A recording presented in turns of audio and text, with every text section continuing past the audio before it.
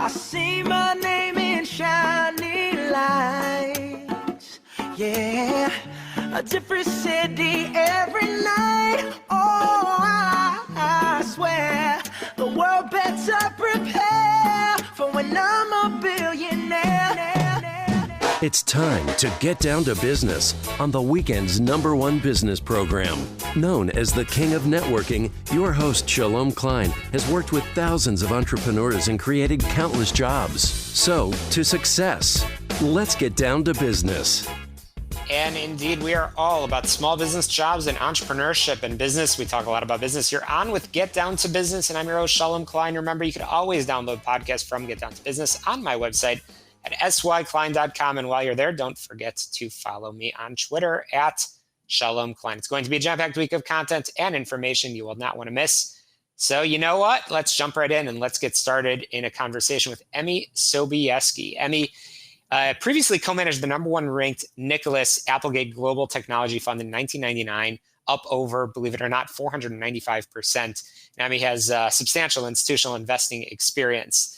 But a highlight of Emmy's athletic accomplishments during the 25 years as an institutional investor includes multiple national and global rankings in dressage, culminating in 2005 with a 9th place trial in the U.S. trials for the World Cup team. Pretty exciting, but primarily I'm here to be joined by Emmy Sobieski regarding her new book called $100 Million Careers. She also has a podcast. I'm excited to talk about all those things. Emmy Sobieski, welcome to the program. Thank you so much for having me. Absolutely. It's a pleasure. So I love to get to know the person behind the microphone. Your story is quite well-rounded. Sounds like you're quite the go-getter. I'm curious how all of those things led to writing the $100 Million Careers. Well, I actually shifted away from being kind of an institutional investor and into corporate. And in part of doing so, found a lot, it was very hard to make that shift. And so I wanted to write about that. And, I started picking up coaching. I started writing courses. And in writing the courses, a lot of people really gravitated to the pieces I wrote about the best careers. Like once you learn from my investing course, I write in the investing course about the different careers in investing, private equity, hedge funds, venture capital, board director, and startup founder. And a lot of people, that resonated with them even more than the actual investing course. And so I just went ahead and kind of leveraged that interest and created a book. And it's been so surprising. Kind of people say this before you write a book, but I've been so surprised and so happy with all the different opportunities that have come just from having written a book. Amazing. Absolutely. I can relate to that 100%. And I'm glad that you did. So, $1 million question, shall I say? $100 million question over here. How can our listeners make that kind of money? So the number one thing is you've got to moonshot your career. People don't, and in the short run, they may people say, well, in the short run, you overemphasize how far you can go in your life. But in the long run, with compounding, you can go way farther than you think you can. And so the path is break into the industry. I mentioned the 5: VC, private equity, hedge fund, board director, startup, but really the first 4, board directors a little bit later. So you break in, you build equity, and you break out. So those are your 3 main steps to $100 million. I have multiple friends that have made it to $100 million. And there are people like Bill Gurley who just did the break-in and then build equity, joining Benchmark as a partner, and he's worth $7 billion. So, it's the first thing is to believe it's possible.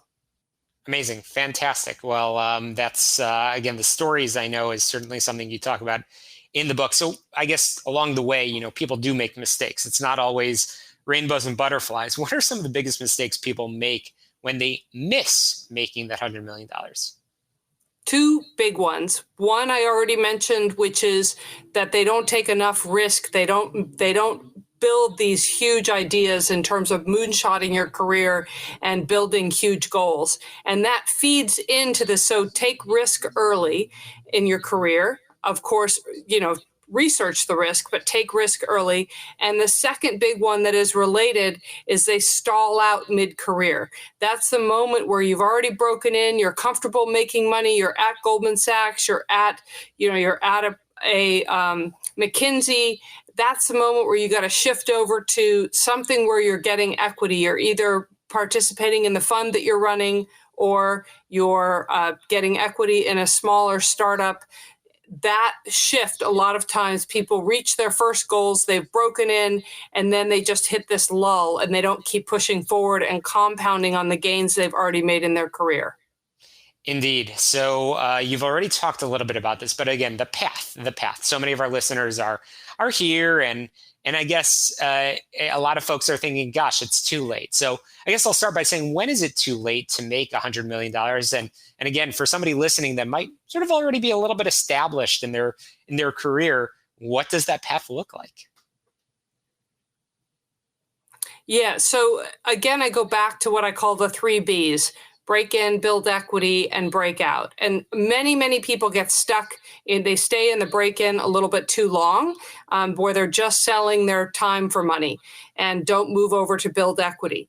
But when is it too late to move over and, to really start building something where your wealth can compound? And that just depends. If you ended up at 55 or 60, it's a compounding thing. So you end up at 55 or 60, you're going to need to make 40 million or 30 million to be able to then compound it up to 100, right? It's just the math. If you're 40, then you can start with 12 million. And on my website, there's a little compounding calculator to get you to 100 million. So it really depends on what the opportunity is, what the equity is that you have, and if you just blow it out of the water. So I'd love to say it's never too late, but if you ask me for a number, I'd say, once you're in your 60s, the odds go way down. Okay, so now thinking about the personalities of folks, some that may be listening into this program regarding non-traditional backgrounds. I mean, I don't know some of the folks that you mentioned that you followed in their journey to make more than $100 million, which is certainly impressive. But what about somebody that's coming into this sort of with a little bit of a different story, a little bit of a non-traditional background? Can they do it too? How can you make that happen? Absolutely. In fact, a lot of the mentees that I've worked with that came from college, one of them, his parents neither of them went to college. Another one was an immigrant. Another one couldn't even afford 4 years of state college. And they've all gotten to multiple millions of dollars by age 30, which then sets them up for that $100 million path. So and so the thing about this book is that there's 25,000 self-made households that are worth more than 100 million in the US. And so anybody can do it.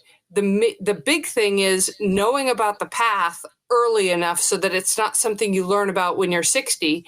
Once you know the path, then it's not that you just need to know people in Silicon Valley or know people in New York. You can make that same path. You can make that same trip.